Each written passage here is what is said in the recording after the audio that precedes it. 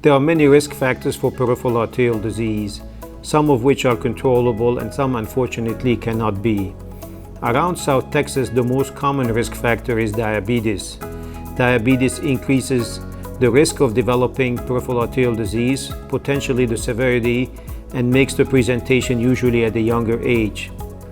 The second most common risk factor, which is also the one that is most controllable, is smoking. Smoking is associated clearly with the development of peripheral arterial disease, and the results of treatment in people who continue to smoke are not as good as in people who stop smoking. There are other risk factors as well, such as high blood pressure, hypertension, or hyperlipidemia, such as high cholesterol. Peripheral arterial disease is also associated with age, which is something you cannot control, and it is also more common in men as opposed to women. Peripheral arterial disease is often associated with silent coronary artery disease or blockages in the heart, and it may also be associated with blockages in the carotid arteries that supply blood to the brain. And if those are untreated, they may potentially carry a certain risk of stroke.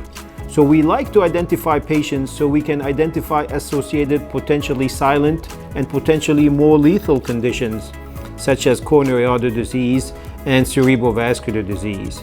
And we also want to identify those patients so that appropriate medical management can be initiated to prevent progression of peripheral arterial disease.